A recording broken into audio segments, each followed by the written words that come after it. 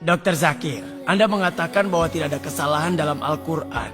Saya melihat ada lebih dari 20 kesalahan dalam tata bahasa Arab. Dan saya akan mengatakan kepada Anda, beberapa di antaranya. Innal ladzina amanu wal ladzina hadu wasabi'un.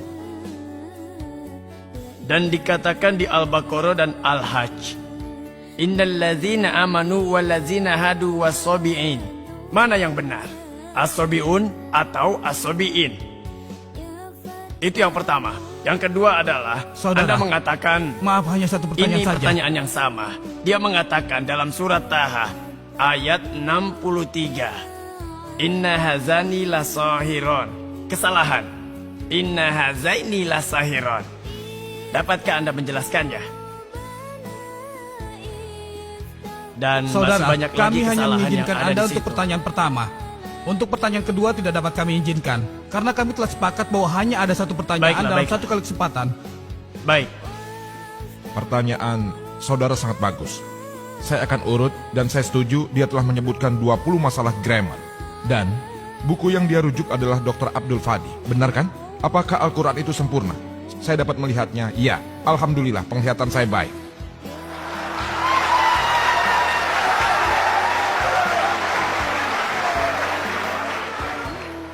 Saya akan jawab 20 pertanyaan tersebut secara bersamaan.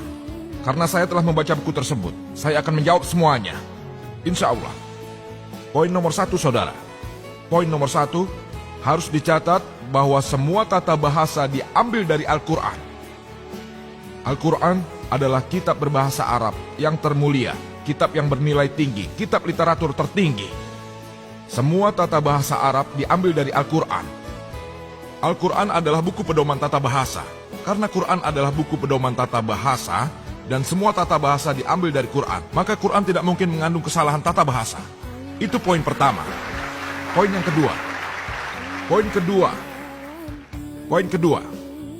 Ini seperti Anda mengambil penggaris, dan penggarisnya ada di sini, dan Anda katakan ukurannya salah. Sepertinya tidak masuk akal. Itu poin 2. Di tiap suku Arab yang berbeda, tata bahasa selalu berubah. Dr. William Campbell tahu. Tata bahasa selalu berubah. Dan pada beberapa suku Arab, ada kata-kata yang bersifat feminim. Kata yang sama bahkan bersifat maskulin di suku yang lain. Kata yang sama pada suku yang berbeda, tata bahasanya berubah. Bahkan gender pun selalu berubah. Maukah Anda mengecek Al-Quran dengan tata bahasa yang salah? Tidak. Dan lebih dari itu, kepandaian Al-Quran sangatlah hebat. Sangat hebat dan jauh lebih unggul. Dan tahukah Anda ada berbagai macam buku di internet? 12 kesalahan tata bahasa, 21 kesalahan tata bahasa. Abdul Fadi 20 kesalahan tata bahasa. Apakah Anda pikir orang Kristen akan mengambil kesalahan ini? Anda tahu siapa yang mengambil? Muslim? Sarjana Muslim seperti Zamak Sari. Apa yang mereka katakan? Bahwa tata bahasa Al-Quran sangatlah hebat, yang bertentangan dengan bahasa Arab konvensional. Tata bahasa Al-Quran sangatlah tinggi. Untuk membuktikannya mereka memberikan contoh, dan saya akan memberikan beberapa contoh yang akan menjawab 20 pertanyaan tersebut. Mereka memberikan contoh seperti kita baca Al-Quran yang berbunyi, kaum Lut alaihissalam, mereka menolak semua utusan.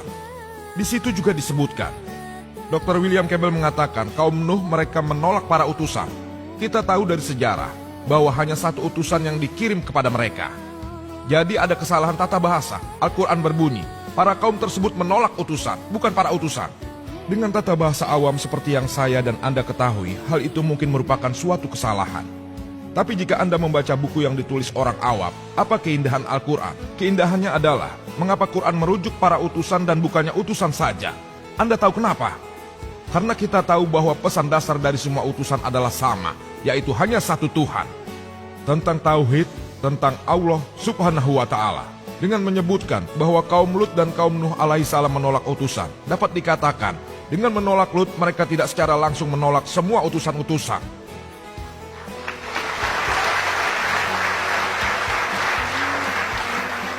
Lihatlah keindahannya, alhamdulillah. Anda mungkin berpikir ini suatu kesalahan, ini bukan suatu kesalahan. Orang seperti Anis Soros mengatakan bahwa Al-Quran berbunyi, kun fayakun, be and it is. Seharusnya kun fakana, be and it was. Past tense dalam bahasa Arab adalah kun fakana dan bukan kun fayakun. Namun kun fayakun